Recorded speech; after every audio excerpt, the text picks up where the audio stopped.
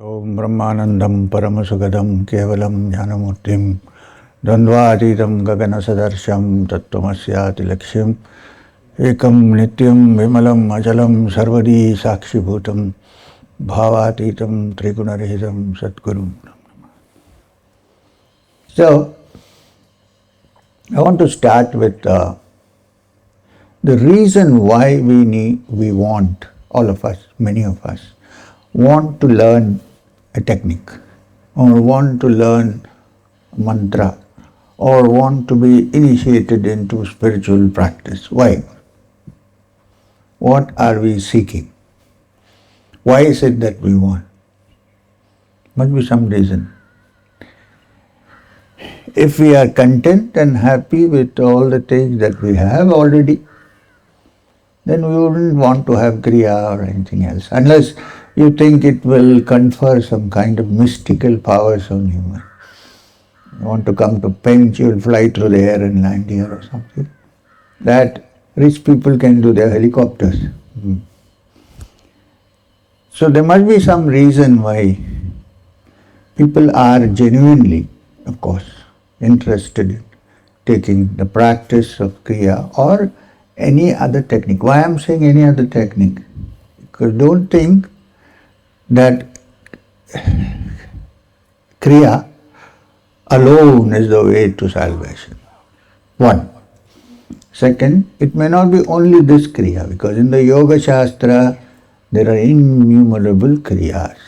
But there must be some reason why people want to go into. Why do people suddenly feel a devotion towards something? What is it that is inside us that seeks to fulfill itself? So, it must be that we are not fulfilled. We may be materially fulfilled, but then also we are not fulfilled because we are seeking. In my life, I come across hundreds of people. Some are poor, some are super rich. Everybody is seeking something. Everybody, irrespective of what your economic situation is or what your power situation is, everybody is seeking. People seek not just money, they also seek power. There are people all over the world who may not have that much money hoarded up, but they have free travel, they have all concessions, and they don't pay taxes. Even they seek. So what are they seeking? Tomorrow if somebody tells me that you are free of paying personal tax, I would think I got moksha. People are still seeking. We end up every year paying at the cess about 50%. That's why many people go to Dubai, there is no tax. Anyway, so everybody seems to be seeking. Even in Dubai, where people don't pay taxes, they are seeking. So what is it they are seeking? I know someone who has all power and all wealth and everything, who once requested me for Mahalakshmi's Bijakshara mantra. I said, you're drowning in wealth, why Mahalakshmi's Bijakshara? He said, that is the problem, I'm drowning. Your words are correct. So I need something to pick me up from it. Of course I gave it. Because people have different needs. So if you look carefully, what is it that we seek? And yet people who say we have everything, we thought our life is all satisfied and fulfilled and everything. And then suddenly my only child died. What do I do? I thought I was making all this for a person. And that person is not there. So what was the use of all my hard work? What did I do? Where did I go wrong?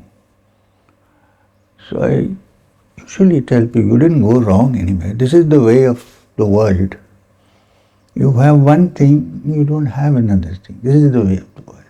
If you want everything, which means not have everything, means that all the world, if you want something which gives you complete satisfaction and fulfillment, no matter what you have or what you don't have in the external world, then you are seeking the truth.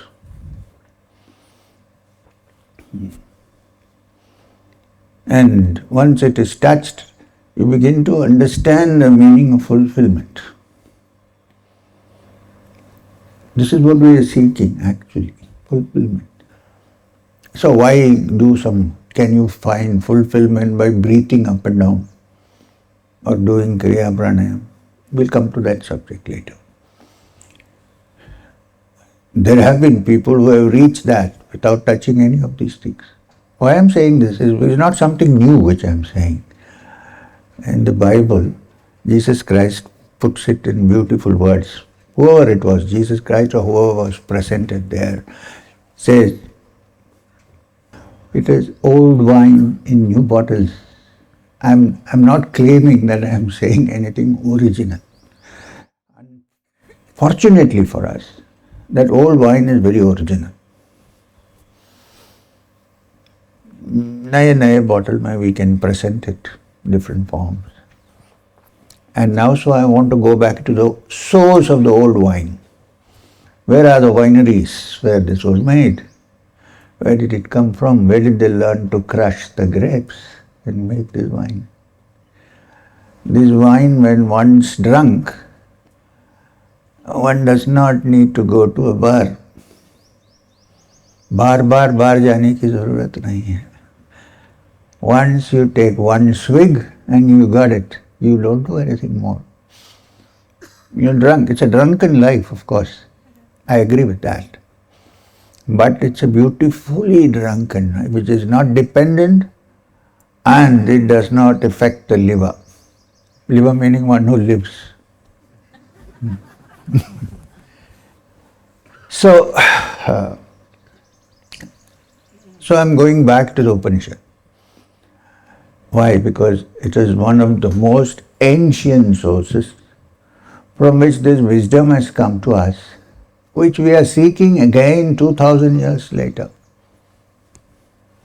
It might have undergone various changes, but cosmetic changes. The reality is still the same. So, I want to go into a very interesting Upanishad. It's relevant to us. We will do two, but both are relevant to us because you've come here today not just to enjoy in the resort, right? Although it will be nice to go for a safari, that's a different story. But we've come to seek something. Or you found something but you want some doors to open. And so this is the reason why we are here, right? Not merely to look at me. Huh? That too? Oh, I had never. When I go to drink inside that tea, not drink, tea, inside that glass cubicle, I feel like an animal in the zoo.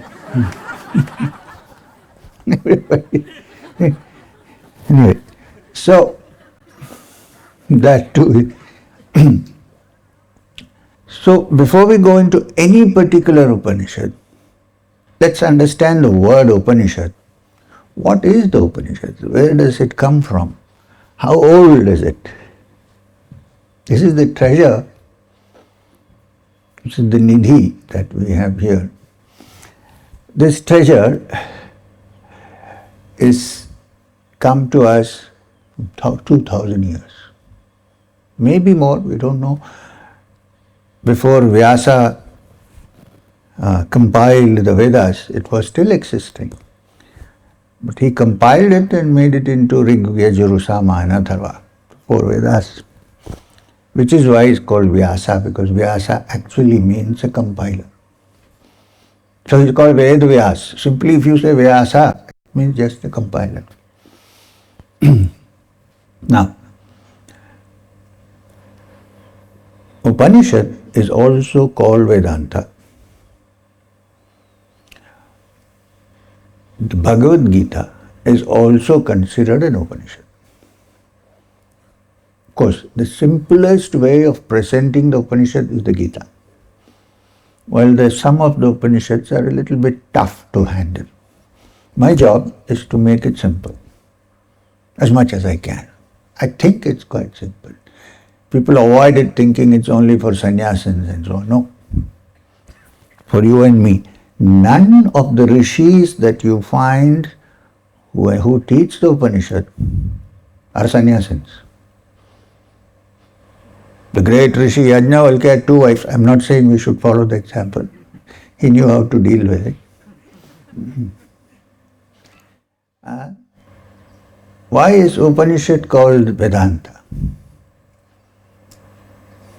Because the Vedas are 4 in number, starting from Rig Veda to Atharva Veda.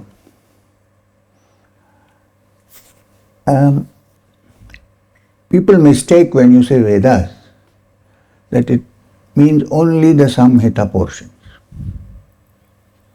Not true. Samhita, Brahmana, Aranyaka and Upanishad together is known as the Veda. Samhita portions are where we have all the mantras and the chantings and the Gayatri and so on. The Brahmanas are the ceremonial commentaries on the Samhitas which describe how to use the mantras.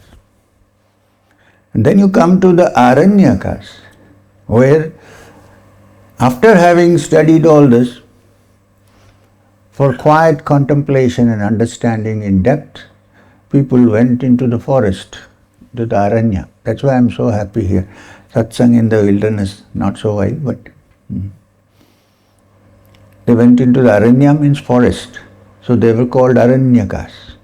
They were studied like this, face to face, not on internet, face to face. This is the Aranyaka. And as you pursue the Aranyakas, well, I had to go through all this thanks to Babaji. Sometimes I'm not thankful, but because after studying everything, he said, throw it off, all off. So why did I study in the first place? Anyway, so the Aranyakas, if you look at the Aranyakas, they merge very gradually into the body of literature called Upanishad. Some Upanishads are also called Aranyakas. End of the other portions of the Veda. What is the Sanskrit word for end? Anta. So they are known as Vedanta. Veda, Anta. Anta has another meaning. When the truths of the Upanishads are understood, it's finished. There is nothing more to be understood. This is also another reason why it's called Anta.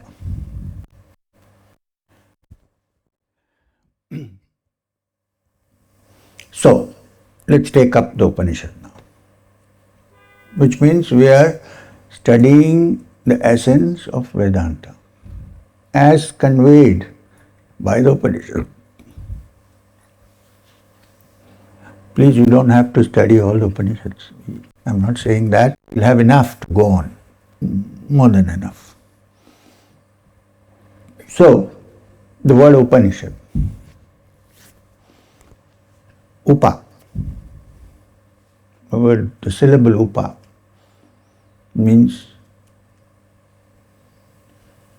nothing to do with Upama, which they give me on a indigo. Upa means to move closer, to go as close as possible. Not C-L-O-S-E, close, means shut, no, to move closer. So what is the meaning of that, to move closer? Sanskrit is a language, one word has 100 meanings. We'll look at some. You have heard the word Upavasa? Today is full moon, so I'm doing Upavasa. Have you looked at the word, what it means? Upa means closer, moving closer. What is vasa? Travel towards that which is close to you. I am moving towards that which is the closest to me. This is upavasa, which is the inner self. So it's good to fast, upavasa, but the real meaning of the word upavasa is to move closer to the truth, to settle down in the truth. So that is upa. It also means that these were subjects taught face to face when the teacher and the student sat close to each other in the forest academies and discussed on a one-to-one basis. That's another reason why it's called upa. The knowledge that comes through close proximity. Which is why it is also called rahasya, the secret, because it was discussed in close quarters by people sitting together and trying to figure out. Not shouted loudly. Anyway, there were no loudspeakers. There were no microphones, thank God. So the whisper also had to be caught. So therefore it's called rahasya, the secret. It's also called secret because without proper grounding and preparation, if one suddenly says, Aham Brahmasmi, one is doomed. Without knowing what you're saying. You'll only build up your ego, nothing else. So anyway, so upa. It also means close because you can only go as close as possible to the truth. If there is a truth, you cannot become the truth. Because as long as you are there, there is no truth. When I am gone, there is the truth. So I can only go as close as possible to the idea. When I go too close, I won't exist. I am burnt off, like going close to the sun. Sri Ramakrishna Paramahamsa used to say that a salt doll went to explore the depth of the ocean. Salt doll. Do you think the salt doll will remain when it is gone into the sea to measure its depth? No. So the best we can say is to go close. But when you're really close, you don't exist. It's finished. So one of the preparations also is to prepare not to exist, even though you exist in this world physically. So this movement is what is meant by upa, to move close to the truth. It also has another very deep meaning, which if I mention, it would be completely misunderstood, I think, in many quarters. Which means this is something that cannot be described actually and accurately in words. So when one is close and one is discussing, it kind of occurs to you, it passes on to you. This is what it means. Many deep discussions on this knowledge I've had with Maheshwarnath Babaji, my personal guru. Not in the orthodox setting where you have this. Sometimes sitting under a tree, having a cup of tea, and talking about how good tea is made. The idea was that when his mind and my mind were meeting and moving at the same way. If he talked Upanishad, my mind may not go that close to his. About tea, I also get interested. When there is that, what in French is called in rapport, when his mind waves and my mind waves have kind of become roughly the same. What he knows, I know. You know what I mean? So, sometimes you can't put it in words, but heart to heart. This is another reason why it's called upa, close.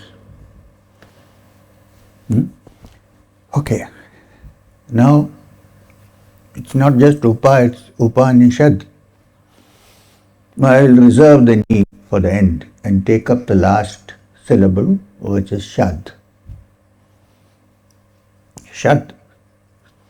Literally, Shad means to sit down. Obvious. If you're all sitting here, I know you're giving attention. If you stand up, I know that you're going off.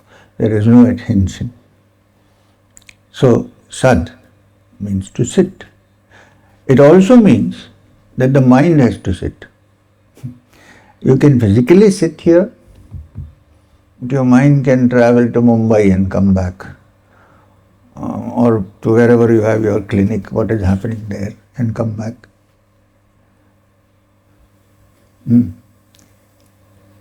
To sit means to sit physically, and also that the mind is sitting down, is settled down. Is the meaning of sit. Adi Shankara, being one of the most brilliant commentators on the Upanishads, also because of his vast knowledge of Sanskrit, pointed out that the word Shad also means to shake up. Shake up has many different variations. One is, according to Shankara, shake up from the sleep of ignorance. What is the sleep of ignorance? To mistake what is unreal for the real and mistake what is real to be unreal. This is the sleep of ignorance. Shake up means to wake up from this sleep. It also means to put your ordinary so-called linear logic upside down. Maybe you haven't gone deep into this. You know how our linear logic is. You are there. I am here. I want to reach you. I have to walk and go towards you. How do you find something which is everywhere? I know if that truth is there and I'm here and I need to go towards. What if what we are looking is everywhere, here, there and everywhere? Tad dure, tad vadantike is far and it's so near. Isha vashyamidam sarvam, it pervades everything. Here, idam sarvam, not there. How do we seek? So, to shake up your ordinary process of thinking and say, maybe there is something here which you don't seek, but when all seeking stops, it is there. When all movement of the mind reaching out ends, then what is left? The seeker in his true sense with no effort, and the seeker is the sought. I'm trying to explain. So this is also the meaning of Shad, which means to put your, there is a beautiful chapter in the Bhagavad Gita, the 15th chapter. The title of the chapter is Purushottama Yoga, Yoga of the Supreme Person. But it starts with a description of a tree which is upside down, an Ashwatha tree, whose roots are above and branches down below. Urdhvamulam matashyakam ashvattham brahuravyayam chandamsi yasya parnani yastam vedasa vedavit. This is how it starts, although it's titled Purushottama Yoga. It's talking about an upside down peepal tree, whose roots are up above and branches down below. You cannot see any such tree on this earth. Yeah, banyan tree has roots going down, but still the main root is down, not up. So is there really an Ashwatha tree whose roots are up above and branches down below? And he who starts touching the leaves learns the Vedas till he reaches the roots. For this you have to look at beautiful texts like the Amritanubhava, or the Gyaneshwari, or there is a rare translation of the Gita in very yogic terms by Shyamacharan Lahiri, which unfortunately is not available in English. Maybe it's in Bengali mostly, where the human being is compared to the Ashwatha tree, whose root, how is our whole body controlled? From where? From here. All the other things are coming from there, all the branches. And what it decides that we do, we think we are doing our own things, right? But the decision is here. In fact, half a second before you think, the brain has already thought about it. Ask a neurologist, modern neurologist. 1 second before you lift your hand, it has already decided, lift your right hand. So where is the root? Here. Where are the branches? Here. So if you understand this root, the main trunk is the spinal cord. And all the other nerve fibers, Ida, Pingala, and all the other systems, they come from there. As you ascend and touch the root, then you begin to understand the universal tree. Then you know the highest Purusha, Purushottama. This is the function of yoga. Anyway, we won't go into that now. Yoga meaning Kriya, or whatever you want to call it. How to tap the root. So anyway, we are talking about the Upanishad. So, Shad. Shad is to shake up. It means to also realize that there are other ways of thinking which we are not aware of. Like higher mathematics. You think there is a straight line, but all straight lines, ask a mathematician, are part of a curve. They meet in infinity, the ends. You don't see, of course, because we are too small to understand.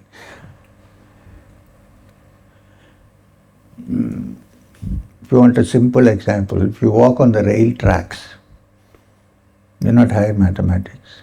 Look only 1-2 foot before you. It's all straight. Do you know that it curves? If it curves, if a straight line is a part of an infinite curve, it meets somewhere. We don't know. We have no concept. We say straight line cannot meet. So, this is called shaking up. Means, can you change your way of thinking? Can you begin to, and you means me also, I'm including. Can we begin to understand that there are other ways of thinking, there are other ways of finding satisfaction, there are other ways of reaching the infinite, different from what we think otherwise.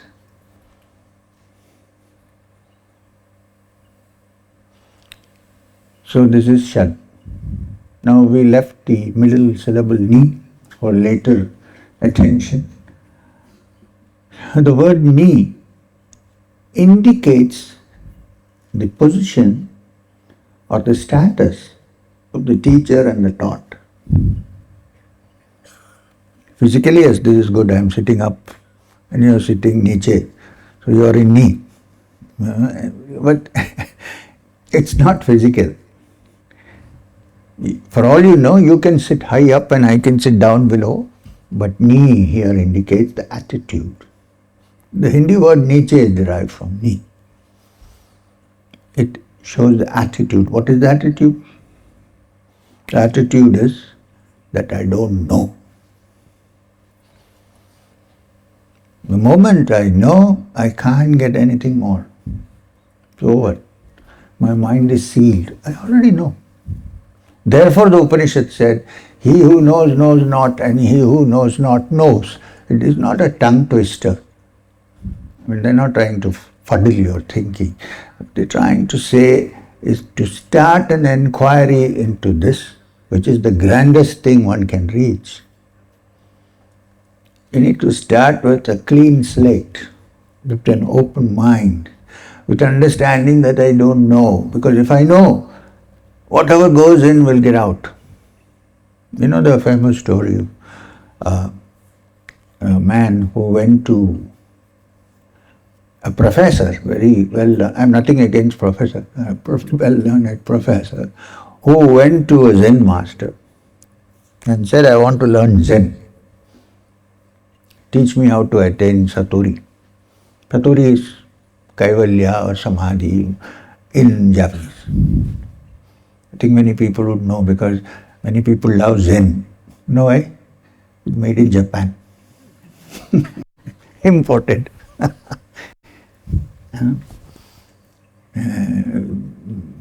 In my state where I come from, we have a saying, Muttatte mullekku manamilla, which means there is no perfume in the jasmine that grows in your own garden. In somebody else's garden, it's very nice. It smells very good. So if it is imported, it must be good. Because in our country, here we don't have nothing. Do you know that Zen is a particular brand of Buddhism that was taken by the great Bodhidharma from the south of India to China, and from there it went to Japan.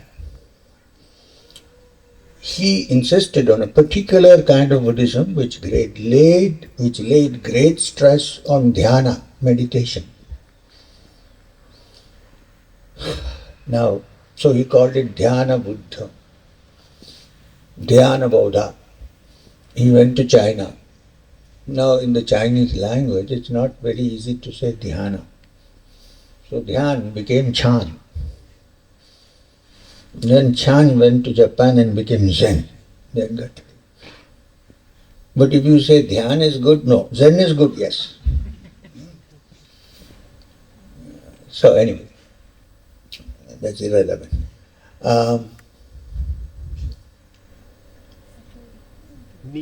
So the professor went to the Zen master and said, teach me Zen. Professor, the Zen master said, sit down.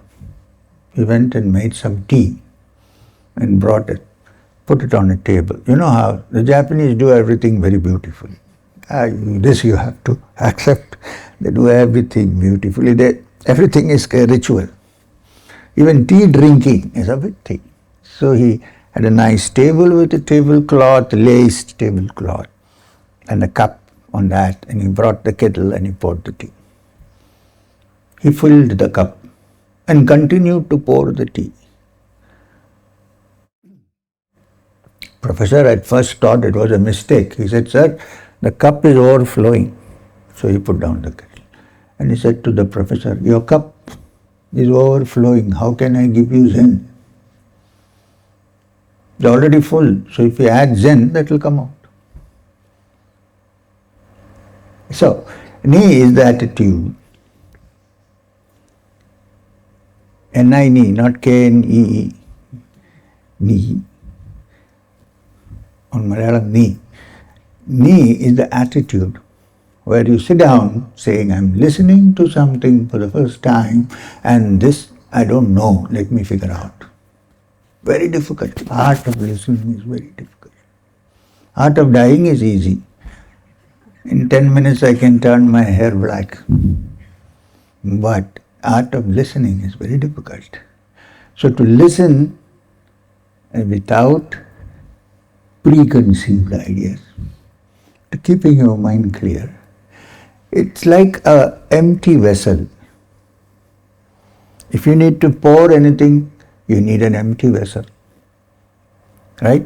And the vessel should be this way, in a receiving mode. You can't pour anything like this. It will fall down. So that attitude of reverence and respect and the understanding, and I'm going to learn something. Let me keep what I think I know away so that there is space in the brain. This attitude is Ni. So if you put all these together, it becomes Upanishad. Upa, Ni and Shad.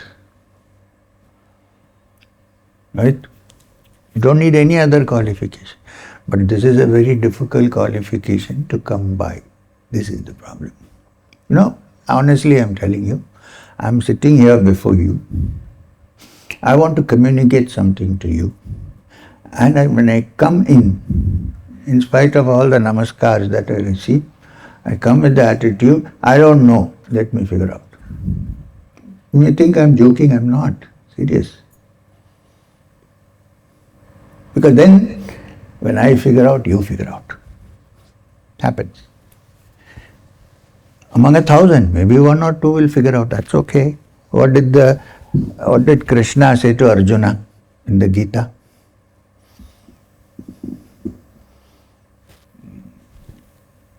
It's very interesting. Nityananda Bhagavan used to go to some house in Mangalore and he sat down and he asked that lady, one Mrs. Shenoy, who was looking after him, what did Arjun Mam say and what did Krishna Mam say to Arjuna? And whatever he said, she recorded.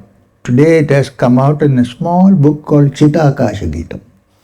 Very beautiful. And he said, what did Krishna Ajja say to Arjun Mam? So anyway, so why are we talking about this? What did he say finally? There is a Chita Akasha Gita. You should read that. It's interesting. We won't take his name, but we will discuss. So, Upanishad. So today I want to deal with one particular Upanishad. And please understand that there are more than 100 Upanishads, of which only 11 are considered principal Upanishads. They are considered principal Upanishads because they were commented upon and translated by all the great acharyas. Advaita, Vishishta, Advaita, Dvaita, Vallabhacharya, all 6. So out of these 11 Upanishads, today I want to pick one. I'm going to pick up and briefly explain to you. This is an interesting Upanishad. It is called the Katho Upanishad. It's not very small, medium-sized Upanishad. The smallest Upanishad is, of course, the Mandukya, which has only 12 verses. The Katha Upanishad is very, very interesting because it deals with a seeker, the mind of a seeker, Nachiketas. So, what happens in the Upanishad? His father is a rishi. Nachiketas' father is a rishi. Nachiketas is a small boy. His father conducts a yajna. Now what is a yajna? Sacrifice, ceremonial sacrifice. Yajna. Remember the word sacrifice. It's a ceremonial sacrifice. When you say sacrifice, people think of the ritual. But they forget that sacrifice means what? Sacrifice. Not the goat. Anyway, so he conducts a yajna. And to conduct the yajna, he invites all the learned priests to perform the rituals with the fire. The ritual is over and the homa is finished. The yajna is completed. And when the yajna is completed, all the priests who come to perform the yajna should be gifted with valuable things. So his father starts distributing the gifts to the Agnihotras who came, to the Vajpayis who had come to do the sacrifice, to do the yajna. This little boy was watching. He's quite perplexed. His father is giving us gifts, lame cows, blind cows, cows which don't have milk, as gifts. This little boy The Upanishad says Shraddha enters into him. Now the Shraddha word is very interesting. It means attention, it means an inner conviction. Shraddha. Shraddha enters into this little boy's mind and he becomes critical. He says, what is this going on? He asks his father, a sacrifice means to give something which is dear to you, dear to me. If I cut my nails and give you what is coming out of that, it is not a sacrifice, it's not a gift. If I cut my finger and give you, that's a gift. So sacrifice is what one gives, which one considers to be dear, which one is fond of. When you give it, you call it a sacrifice, right? And here these people have performed the entire yajna, and are these the gifts to be given to them? Cows which don't have milk, cows which are blind, cows which are lame. So he asks his father, he doesn't use the exact words, he says this is nonsense. What is this? You're supposed to be a rishi. And then he asks, to provoke him further maybe, he asks, who will you give me to? Because I am your dearest possession. I am your only son. I am your dear. Who will you give me to? The Upanishad says that the father in anger said, I give you to death. Many commentators have explained it in different ways. Some say that actually the rishi was sending his son to understand death, so he said, go to death. I am sending you to death. So what happens? Because his father is a great rishi, whatever he says has to happen. So the guy dies. Meaning his soul leaves his body. Now this is sudden, so sudden that even Yamadeva, the Lord of Death, doesn't know this is coming. So he is gone to bring some other souls who have died. This young fellow, Nachiketas, has to go and sit in Yama's waiting room for 3 days, waiting for Yama to come back. This young brahmachari with a shining face goes and sits in Yama's waiting room, waiting for Yama to come back. Yama comes after 3 days and very remorseful and very sad and very shaken. Who? The Lord of Death. He says, here sits a brahmachari with a shining face, such a lineage. He has come as my guest. 3 days I haven't given him any attention. I have not asked him, do you want water? Do you want food? The principle is Atiti Devo Bhava. I have done nothing. So, in compensation for my absence for 3 days, ask me for 3 boons and I will give them to you. Can you imagine? Yama, the Lord of Death, telling this small boy, I'm sorry. How many of us will say sorry if you don't give water to a guest? Anyway, it doesn't matter. For this, as a compensation, ask me for 3 boons and I will give it to you.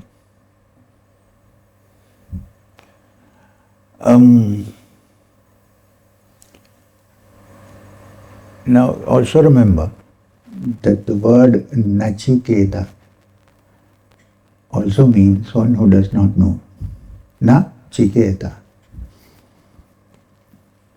So the proper attitude for understanding the truth is Nachiketas. I do not know. And then Yama starts giving him directions. The first boon that Nachiketas asks, when I go back home, may my father not be angry with me and receive me, recognize me as the same, his son, and receive one boon. The Lord of Death says, granted, simple. Why does he say that he should recognize me? Because he is going back after finding face to face with the Lord of Death and finding the truth. When this happens, even the physical appearance changes. So may he recognize me as his own son and receive me and not be angry with me. I'm sorry I angered him. See the attitude of Nachiketas. And Yama says, done, go. Second, there is a state called heaven, Swarga, where people go after death and all their good deeds are rewarded, all their bad deeds are punished, and then they go to Swarga. They enjoy in Swarga for a long time all the good deeds that they did. Please, can you save me from the Naraga and give me that world of heaven where there is no end to enjoying the fruits of one's karma? Yama says, done. Lord of Death can do all these things. He says, done. You can listen to it like Harry Potter if you like, it doesn't matter. Huh? Everybody reads Harry Potter religiously. When it's Upanishad, nobody wants. Anyway, so, done. Now comes the third boon. Nachiketa says, okay, who else can I ask this? You are the Lord of Death. Some say death is like the stopping of a machine. Stops, everything is finished and done with, and there's nothing left. Some say that something survives. And it is immortal. It can never die. Can you teach me that by which I attain immortality? That even if the body is dead, I'm not dead. I'm immortal. I'm free. I'm not bound by anything. I'm in the highest bliss. I am in the greatest of places that one can reach. Can you teach me that? That's all I want. That's all I want. Tall order, but now here is a very interesting thing. Yama says to him, my dear fellow Nachiketas, you ask me whatever you want. You want to be the king of all the three worlds? I will grant it to you.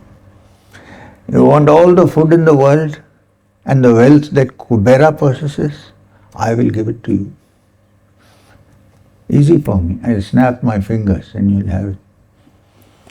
I will give you a bevy of dancers. He didn't say belly dancers, dancers. And elephants and horses and all the paraphernalia required and musicians. I'll give it to you. Just ask me. But don't ask me this question. Leave that alone.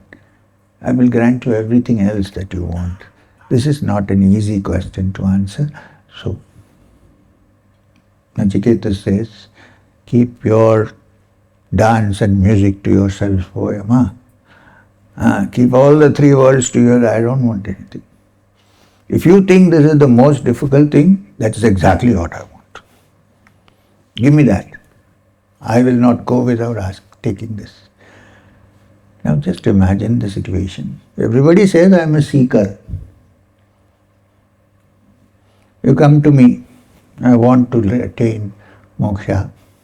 Suppose I tell you, hey, listen, not such a easy thing, tall order, can give you a nice GLS 4matic black standing there. Yeah? Take that, here is the key. How many people will want moksha?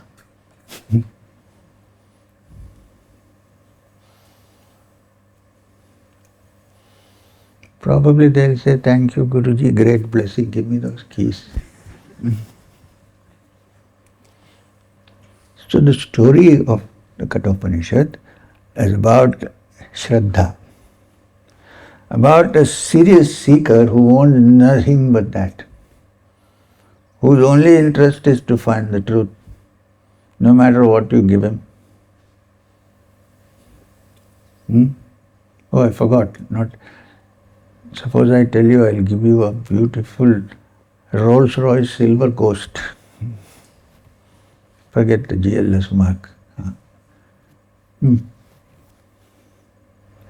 So the story then goes on, his discussion with Yama, and finally Yama says to him, you don't have to seek immortality because you are immortal. Your true essence, O Nachiketa, is none other than a spark of that Supreme Being.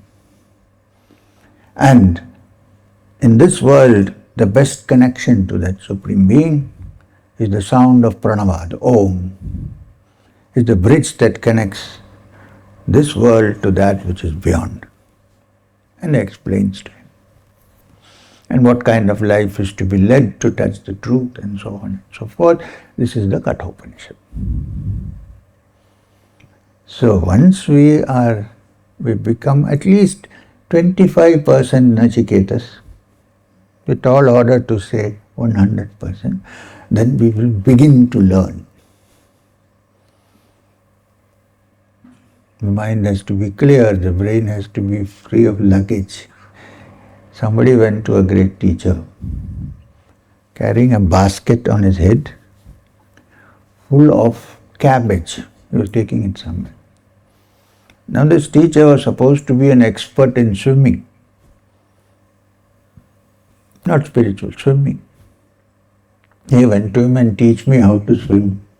He said, man, I can teach you how to swim. It will take a few days of practice, of course. But can you put that basket of cabbage down? Then otherwise how can I teach you how to swim? He said, no, then I'll find someone who can teach me swim, carrying the basket on my head with cabbage. So I said, okay, go. Find somebody. Impossible. If somebody says, keeping this basket of cabbage on your head, I can still teach you how to swim, maybe he is eyeing your back balance. There's no other way.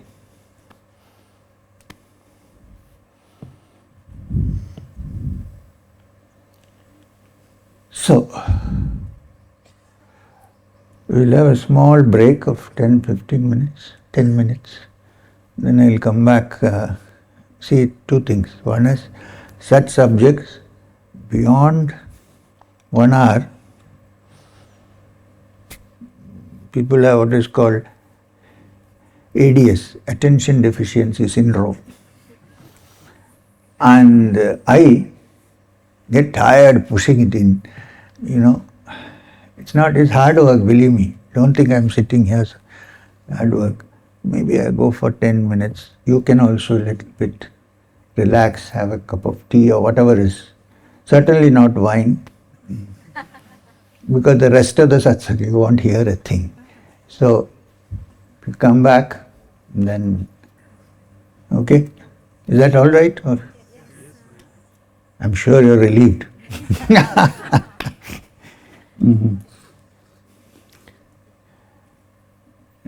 So, we'll see you in about 10 minutes. 15 minutes is okay. You can also go to the bathroom. Thank you.